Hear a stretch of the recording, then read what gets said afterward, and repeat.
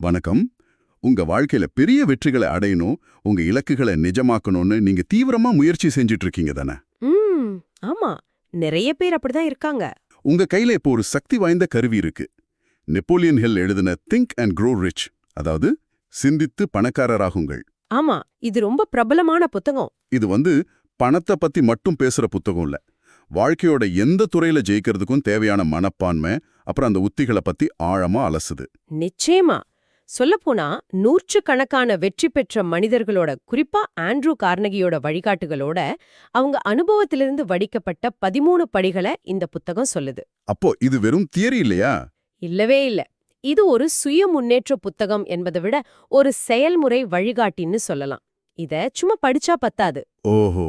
ஒவ்வொரு படியையும் புரிஞ்சுக்கிட்டு உங்க வாழ்க்கையில செயல்படுத்தினா நிச்சயமா மாற்றம் வரும்னு ஹில் ரொம்ப உறுதியா சொல்றார். அவர் இந்த புத்தகம் முழுக்க ஒரு ரகசியம் பத்தி பேசுறாரே.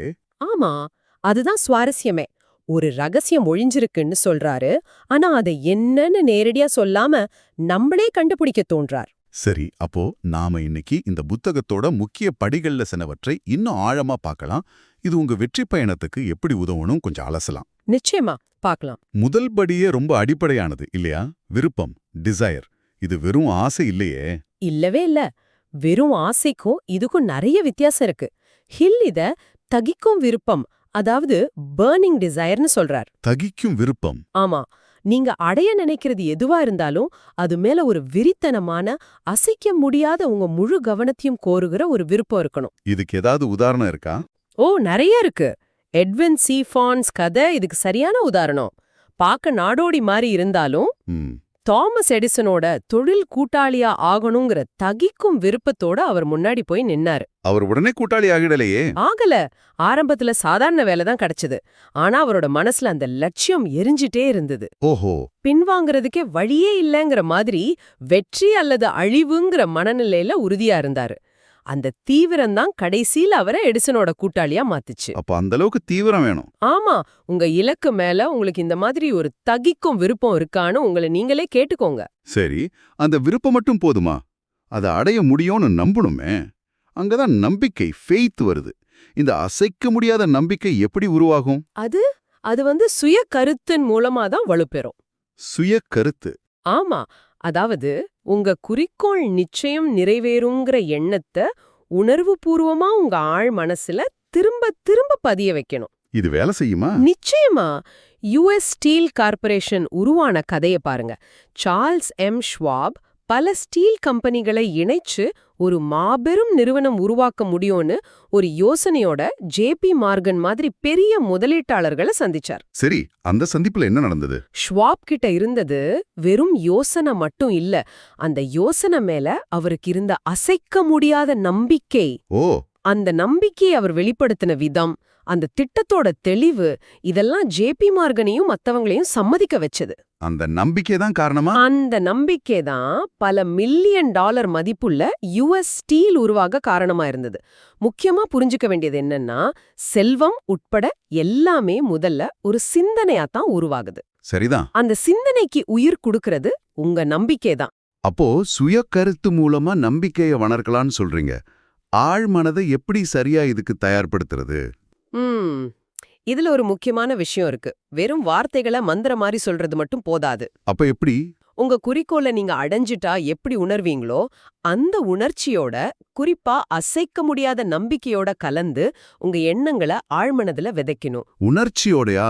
ஆமா, உங்க ஆழ்மனம் ஒரு வளமான தோட்டம் மாதிரி. நீங்க எதை நம்பிக்கைய விதைக்கிறீங்களா இல்ல பயத்தை விதைக்கிறீங்களா அதத்தான் அது வளர்க்கும். அதுக்கு நல்லது கெட்டது தெரியாது. ஓ, அப்படியா? நீங்க எதை உணர்ச்சியோட தீவிரமா நம்புறீங்களோ அதை உண்மையாக்க அது முயற்சி செய்யும். அதனால உங்க எண்ணங்களை கவனமா தேர்ந்தெடுங்க. நேர்மறையா இருக்கணும். சரி, விருப்பம், நம்பிக்கை வந்தாச்சு. அடுத்த அறிவு முக்கியம்தானே? ஹில் சொல்ற சிறப்பு அறிவுக்கும் பொது அறிவுக்கும் என்ன வித்தியாசம்? ஆமா, இதுவும் ஒரு முக்கியமான படி. பொது அறிவு பல விஷயங்களை தெரிஞ்சுக்க உதவும்.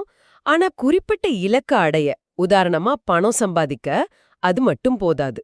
அப்போ சிறப்பு அறிவுன்னா? சிறப்பு அறிவுங்கிறது உங்க குறிக்கோளை அடைய தேவையான குறிப்பிட்ட துறை சார்ந்த ஆழமான அறிவு. ஒரு இன்ஜினியருக்கு இன்ஜினியரிங் பத்தின சிறப்பு அறிவு தேவை. ஒரு டாக்டருக்கு மருத்துவம் பத்தி. அதேதான். ஆனா அறிவை வச்சிருக்கிறது மட்டும் போதாது. அதை எப்படி ஒரு செயல் திட்டமா மாத்தி பயன்படுத்துறதுங்கிறதும் முக்கியம். ஹென்ரி ஃபோர்டு மாதிரி அதிகம் படிக்காதவங்க எப்படி ஜெயிச்சாங்க? அவங்க கிட்ட சிறப்பு அறிவு எப்படி வந்தது? நல்ல கேள்வி. அவங்க கிட்ட பள்ளி அறிவு பெருசா இல்லனாலும் அவங்க துறை சார்ந்த சிறப்பு அறிவை அனுபவம் மூலமாவும் தங்களுக்கு தேவையானத மத்தவங்க கிட்ட இருந்தும். அந்த மாஸ்டர் மைண்ட் குழு மாதிரி சொல்றீங்களா? ஆமா, அந்த மாதிரி குழுக்கள் மூலியமாவும் கட்டுக்கிட்டு அதை சரியா பயன்படுத்தினாங்க. உண்மையான கல்விங்கிறது அறிவை தேடி அதை ஒழுங்கமைச்சு ஒரு குறிக்கோளுக்காக பயன்படுத்துற திறன்தான். அறிவு எப்படி பெறலாம்? இந்த அறிவை புத்தகங்கள், படிப்புகள், அனுபவம், வல்லுநர்கள் மூலமா தொடர்ந்து பெறணும், நிறுத்திடக்கூடாது. சரி. அப்புறம் ஹில் சொல்ற QQS ஃபார்முலாவை ஞாபகம் வச்சுக்கோங்க. QQS அது என்ன? Quality, quantity, spirit of cooperation. உங்க சேவையையோ திறமையையோ சந்தைப்படுத்தும் போது அதோட தரம் குவாலிட்டி, நீங்க கொடுக்கிற அளவு குவான்டிட்டி, நீங்க காட்டுகிற ஒத்துழைப்பு மனப்பான்மை ஸ்பிரிட் ஆஃப் கோஆபரேஷன், இது மூணும் ரொம்ப முக்கியம்னு இது சொல்லுது. ஓகே. அறிவை வச்சு எப்படி புதுசா யோசிக்கிறது, திட்டங்களை உருவாக்குறது, இங்க கற்பனை இமேஜினேஷன் எப்படி உதவுது? கற்பனை, அதுதான் உங்க மனசோட பற்றை. ஒர்க் ஷாப் ஆஃப் த மைண்ட்னு சொல்லுவாரு ஹில். இங்கதான் உங்க திட்டங்கள் எல்லாம் உருவாகுது, மெருகேறுது. இதுல வகைகள் இருக்கா? ஹில் 2 வகை சொல்றார். ஒன்னு தொகுப்பு கற்பனை, சிந்தெட்டிக் இமேஜினேஷன். தொகுப்பு கற்பனையா? ஆமா, பழைய ஐடியாக்களை, கான்செப்ட்களை எடுத்து புதுசா ஒன்னு சேர்க்கிறது. கொகோகோலா கதை மாதிரி. ஏசா கேண்ட்லர் ஒரு பழைய ஃபார்முலாவை எடுத்து கொஞ்சம் கற்பனையை கலந்து உலக புகழ்பெற்ற பானத்தை உருவாக்குனார் இல்லையா? ஆமா. இன்னொன்னு படைப்பு கற்பனை, கிரியேட்டிவ் இமேஜினேஷன். இது கொஞ்சம் வேற மாதிரி. அது எப்படி? இது உள் உணர்வு, உத்வேகம் வர்ற இடம்.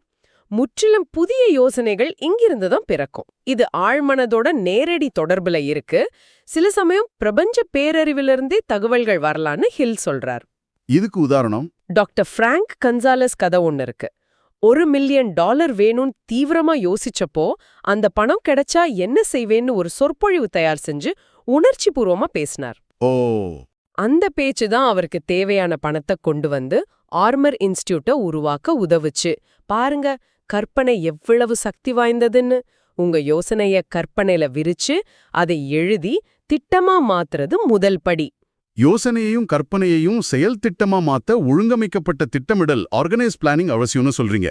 இதுல ஹில் எதர ரொம்ப வலியுறுத்துறார்? உங்க விருப்பத்தை அடைய தெளிவான, நடைமுறைக்கு சாத்தியமான திட்டங்கள் வேணும். அது ரொம்ப முக்கியம். ஆனா தனியா போராடுறத விட குழுவா செயல்படணுமா?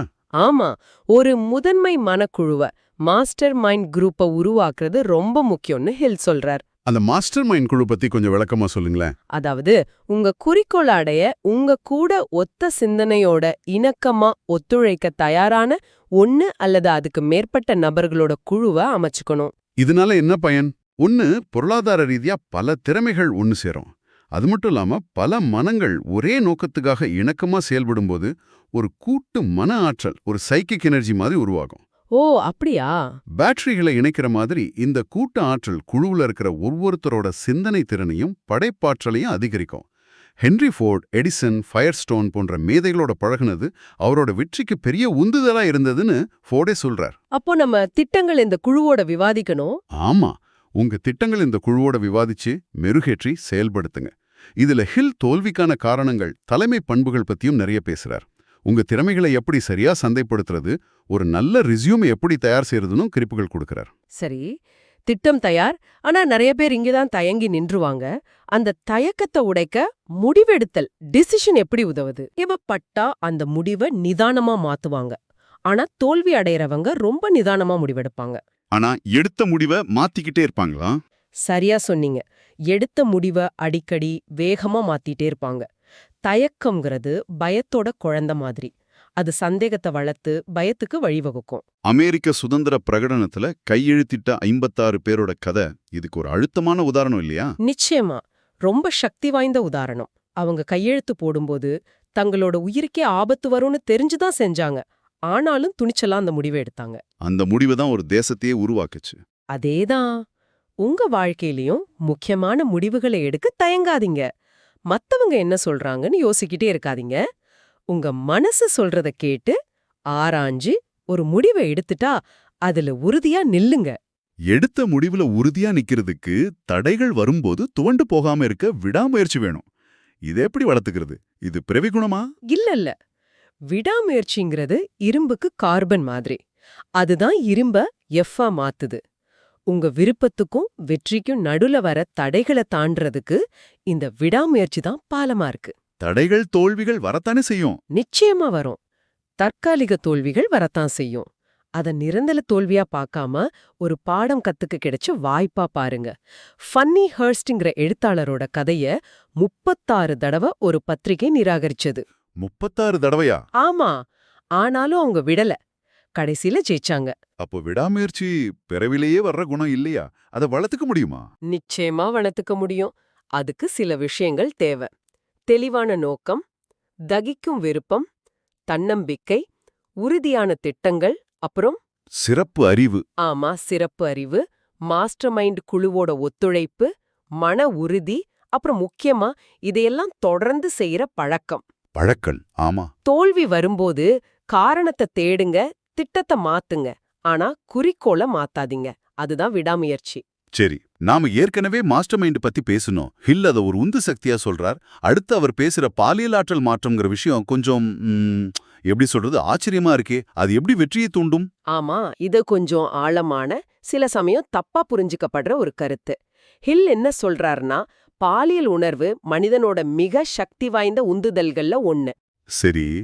அதுல மிகப்பெரிய படைப்படற்றல் சக்தி இருக்கு. இந்த சக்தி வாய்ந்த ஆற்றலை வெறும் உடல் சார்ந்த வெளிப்பாட்டுக்கு மட்டும் செலுத்தாம அத டிரான்ஸ்மியூட். மடமாற்றியா ஆமா. அத திசை திருப்பி கலை, இலக்கியம், தொழில், தலைமைத்துவம் மாதிரி ஆக்கப்பூர்வமான விஷயங்களுக்கு பயன்படுத்தும் போது ஒருத்தரோட செயல்திறன் பல மடங்கு அதிகரிக்கும். ஏன் அவங்க மேதைமை நிலைய கூட அடைய முடியும்னு ஹில் நம்புறார். ஓஹோ, இது ஆச்சரியமா இருக்கு. நிறைய பேர் 40 வயசுக்கு மேல தான் பெரிய வெற்றிகளை அடையறாங்கன்னு சொல்றதுக்கு இது ஒரு காரணமா இருக்குமோ? ஹில் அப்படி ஒரு கருத்தை முன்வைக்கிறாரு. அவரோட ஆய்வின்படி பல பேர் இளமையில இந்த ஆற்றலோட முக்கியத்துவத்தை உணராம அதை வீணடிக்கிறாங்க. எப்போ இந்த ஆற்றலை ஆக்கப்பூர்வமா மடமாற்ற கத்துக்கிறாங்களோ அப்போ அவங்களோட சாதனைகள் அதிகரிக்குதுன்னு சொல்றாரு. இதுக்கு ஆதாரம் இருக்கா? வரலாறுல பெரிய சாதனையாளர்கள் பலர்கிட்ட இந்த ஆற்றல் அதிகமா இருந்ததாகவும் அவங்க அதை சரியா பயன்படுத்தினதாகவும் ஹில் குறிப்பிடுறார்.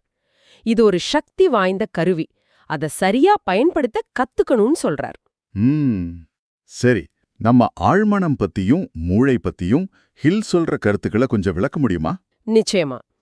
ஆழ்மனம்ங்கிறது உங்க கட்டளைகளை நிறைவேற்ற காத்துக்கிட்டு இருக்கிற ஒரு ஊழியன் மாதிரி.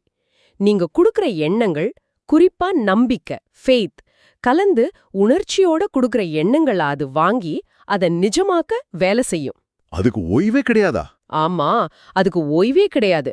அது உங்க விருப்பங்களை நிறைவேற்ற தேவையான சக்திய ஹில் சொல்ற பிரபஞ்ச பேரறிவு, இன்ஃபினிட் இன்டெலிஜென்ஸ்ல இருந்து இருக்கும். Infinite intelligence. ஆழ்மனதை நேரடியா கட்டுப்படுத்த முடியாட்டாலும் சுய கருத்து, ஆட்டோ சஜஷன் மூலமா அதுக்கு சரியான கட்டளைகளை கொடுக்கலாம். அப்போ மூளையோட பங்கு என்ன? அது எப்படி இதுல சம்பந்தப்படுது? மூளைங்கிறது உங்க எண்ணங்களை ஒளிபரப்புற, அதே சமயம் மத்த எண்ண அலைகளை உள்வாங்குற ரிசீவிங் ஒரு நிலையம் மாதிரி. ஒரு ரேடியோ ஸ்டேஷன் மாதிரி. ஆமா, கிட்டத்தட்ட அப்படிதான். உங்க தீவிரமான உணர்ச்சி பூர்வமான எண்ணங்கள் ஒருவித அதிர்வுகளா வெளிப்பட்டு மத்த மூளைகளால கிரகிக்கப்படலாம். அதே மாதிரி மத்தவங்களோட எண்ணங்களும் உங்களை பாதிக்கலாம். ஓ. மாஸ்டர் மைண்ட் குழுவுல எல்லாரும் ஒரே அலைவரிசையில சிந்திக்கும்போது இந்த எண்ண பரிமாற்றம் இன்னும் சக்தி வாய்ந்ததா மாறி புது யோசனைகளும் தீர்வுகளும் உருவாகும்னு சொல்றார். இந்த வரிசையில கடைசியா ஹில் சொல்ற 6வது அறிவு, 6th சென்ஸ், இது ரொம்ப மர்மமா கொஞ்சம் ஆன்மீகம் சார்ந்ததா தோணுதோ? ஆமா, இதுதான் ஹில்லோட தத்துவத்தோட உச்சக்கட்டம்னு சொல்லலாம். இத படைப்பு கற்பனை, உள்ளுணர்வு, உத்வேகம்னு பல பேர்ல சொல்லலாம். இது எப்படி வேலை செய்யும்? இது நம்மளோட வரையறுக்கப்பட்ட மனதையும் எல்லையற்ற பிரபஞ்ச பேரறிவையும் இன்ஃபினிட் இன்டெலிஜென்ஸை இணைக்கிற ஒரு தொடர்பு சாதனம் மாதிரி. எப்போ அது செயல்படும்? மத்த 12 படிகளையும் சரியா கடைபிடிச்சு மனதை பண்படுத்தும் போது இந்த 6வது அறிவு தானா செயல்பட தொடங்கும்னு ஹில் சொல்றார். அப்போ உங்களுக்கு தேவையான யோசனைகள், பதில்கள், ஆபத்துக்கான எச்சரிக்கைகள்லாம் உள்ளுணர்வா ஒரு மின்னல் மாதிரி தோன்றும். ஹில் அவரோட கண்ணுக்கு தெரியாத ஆலோசகர்கள் பத்தி சொல்றாரு. அது இது சம்பந்தப்பட்டதுதானா? ஆமா, அதேதான். அவர் தனக்கு வழிகாட்டினதா நெப்போலியன், லிங்கன் போன்ற வரலாற்று நாயகர்களை தன்னோட ஆலோசகர்களா கற்பனை செஞ்சு அவங்களோட மனசுக்குள்ள விவாதிப்பாராம். கற்பனையா? ஆரம்பத்துல கற்பனைதான். ஆனா காலப்போக்குல அது வெறும் கற்பனையா இல்லாம நிஜமாவே அவங்க கிட்ட இருந்து தனக்கு வழிகாட்டுதல் கிடைக்கிற மாதிரி உணர்ந்ததா சொல்றார். இது எல்லாருக்கும் நடக்கணும்னு இல்ல.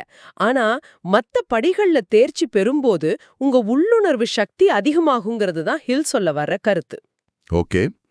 இத்தனை படிகள், இத்தனை சக்திகள் இருந்தாலும் இதையெல்லாம் தடுத்து நிறுத்தக்கூடிய ஒரு பெரிய எதிரி இருக்கே, பயம், ஃபியர். இதை எப்படி ஹில் அணுகிறார்?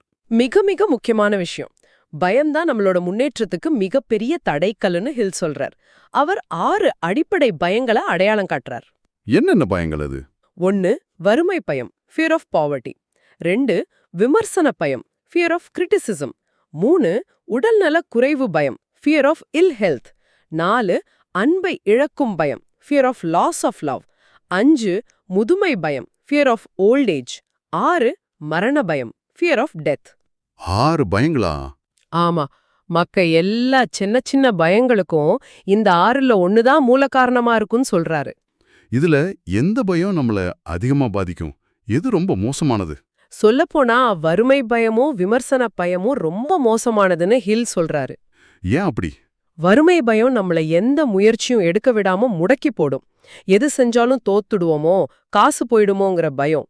விமர்சன பயம், அதாவது மத்தவங்க என்ன நினைப்பாங்களோ, கேலி பண்ணுவாங்களோங்கிற பயம் நம்மளோட தனித்தன்மையை அழிச்சு புதுசா எதையும் செய்ய விடாம தடுக்கும். ஆமா, நிறைய பேர் இதனாலேயே தயங்குறாங்க. இந்த பயத்தாலேயே நிறைய பேர் தங்களுக்கு பிடிச்ச உடைய போடவோ, மனசுக்கு பிடிச்ச வேலையை செய்யவோ தயங்குவாங்க. சரி, மத்த பயங்களும் உடல்நலம், அன்பு, முதுமை, மரணம் பற்றிய பயங்களும் நம்மள பாதிக்கத்தானே செய்யுது? நிச்சயமா. உடல்நல குறைவு பயம் இல்லாத நோயை கற்பனை செய்ய வைக்கும். சும்மாவே இருமினா கூட பெரிய வியாதியோன்னு தோணும். அன்பை இழக்கும் பயம் பொறாம, சந்தேகத்தை உருவாக்கும். ஆமா. முதுமை பயம் நம்ம ஆற்றலை குறைச்சி மதிப்பிட வைக்கும். வயசாயிடுச்சு, இனிமே என்னால முடியாதுன்னு நினைக்க வைக்கும். மரண பயம் வாழ்க்கைய முழுசா வாழ விடாம தடுக்கும். இந்த எல்லா பயங்களுக்கும் பொதுவான விளைவு என்ன? அது தயக்கத்தையும் சந்தேகத்தையும் உருவாக்கி நம்மள செயல்பட விடாம நிறுத்திடும். அதுதான் பிரச்சனை. இவ்ளோ பயமுறுத்துற இந்த பயங்களை ஜெயிக்கிறதுக்கு வழி என்ன? ஹில் என்ன சொல்றார்? பயத்தோட ஆணிவேர் தயக்கம்தான், இன்டெசிஷன். அதனால ஒவ்வொரு பயத்தையும் எதிர்கொள்ள உறுதியான முடிவுகளை எடுக்கணும். அதுதான் முதல் படி. எப்படி முடிவு எடுக்கிறது? வறுமை வந்தாலும் சமாளிப்பேன், அது தற்காலிகமானதுன்னு ஒரு முடிவெடுங்க. யார் என்ன சொன்னாலும் கவலைப்பட மாட்டேன், ஏன் வழியில போவேன்னு முடிவெடுங்க. உடல் நலத்துல கவனம் செலுத்துவேன், தேவையில்லாம பயப்பட மாட்டேன்னு முடிவெடுங்க. மத்த பயங்களுக்கு? உண்மை அறிவோட அடையாளம், அனுபவத்தோட பரிசுன்னு ஏத்துக்கோங்க. மரணம் இயல்பு, அத நினைச்சு வாழ்க்கைய வீணடிக்க மாட்டான்னு முடிவெடுங்க. இப்படி ஒவ்வொரு பயத்துக்கும் எதிரா ஒரு மன உறுதிய வளர்த்துக்கணும். மனதோட கட்டுப்பாடு முக்கியம்னு சொல்றீங்க? மிக முக்கியம். உங்க மனதோட கட்டுப்பாட்டை நீங்க கையில எடுக்கணும். எதிர்மறை எண்ணங்கள் வரும்போது அத உங்க குறிக்கோள், நம்பிக்கை, விருப்பம் சார்ந்த நேர்மறை எண்ணங்களால விரட்டணும். உங்களை டிஸ்கரேஜ் பண்ற ஆட்களை விட்டு விலகி இருக்கணும். சுய பரிசோதனை. ஆமா, உங்களை நீங்களே சுய பரிசோதனை செஞ்சு உங்க பலவீனங்களை, பயங்களை கண்டறிஞ்சு சரி செய்யணும். முக்கியமா தோல்விக்கு சாக்குப்போக்கு சொல்ற பழக்கத்தை, ஆலிபைஸ விட்டொழிக்கணும். ஆக சிந்தித்து பணக்காரராகுங்கள் புத்தகம் மூலமா நாம கத்துக்கிட்டது என்னன்னா, வெற்றிங்கிறது ஏதோ மந்திரத்தாலேயோ அதிர்ஷ்டத்தாலேயோ வர்றதில்ல. நிச்சயமா இல்ல. அது உங்க மனசுல உருவாகிற தகிக்கும் விருப்பம், அசைக்க முடியாத நம்பிக்கை, தெளிவான திட்டம், விடாமுயற்சி. முக்கியமா உங்க மனச நீங்களே கட்டுப்படுத்தி எதிர்மறை எண்ணங்களையும் பயத்தையும் ஜெயிக்கிறதுல தான் அடங்கியிருக்கு. மிக சரியா சொன்னீங்க. இந்த 13 படிகளும் ஏதோ சிலருக்கு மட்டும் சாத்தியமான ரகசியங்கள் இல்ல. இவை எல்லாமே கத்துக்கக்கூடியவை. நம்ம வாழ்க்கையில செயல்படுத்தக்கூடியவையா? ஆமா, உங்க வாழ்க்கையில செயல்படுத்தக்கூடியவை. உங்ககிட்ட இருக்கிற இந்த மூல நூல், இப்ப நாம விவாதிச்ச விஷயங்கள் உங்க சிந்தனையை நிச்சயம் தூண்டியிருக்கும்னு நம்புறேன். ஆமா. உங்க வாழ்க்கையில அடுத்து என்ன செய்யணும், எந்த படியில நீங்க அதிக கவனம் செலுத்தணும்னு ஒரு தெளிவு கிடைச்சிருக்கும்னு நம்புறோம். இந்த புத்தகத்தோட ரகசியம்னு ஹில் திரும்ப திரும்ப சொல்றாரு. ஒருவேளை இந்த படிகள் எல்லாத்தையும் சரியா ஒருங்கிணைச்சு செயல்படுத்துறது தான் அந்த ரகசியமா இருக்குமோ? இருக்கலாம். இல்லனா இதையெல்லாம் தாண்டி நம்ம எண்ணங்களோட சக்தி பத்தின ஒரு ஆழமான புரிதலா இருக்குமோ? அது என்னவா இருக்கும்? அது ஒரு நல்ல கேள்வி. ஒருவேளை அந்த ரகசியம் புத்தகத்தோட பக்கங்கள்ல எழுதப்படாம இருக்கலாம். அப்போ எங்க இருக்கும்? நீங்க இந்த படிகளை எந்த அளவுக்கு தீவிரமா உணர்ச்சியோட அசைக்க முடியாத நம்பிக்கையோட உங்க வாழ்க்கையில செயல்படுத்துறீங்கங்கிற விதத்துல ஒளிஞ்சிருக்கலாம் இல்லையா? ஓ, உங்களுக்கான அந்த ரகசியத்தை நீங்க தான் தேடி கண்டுபிடிக்கணும். எப்போ எப்படி கண்டுபிடிப்பீங்க? அத நீங்க தான் சிந்திச்சு பார்க்கணும்.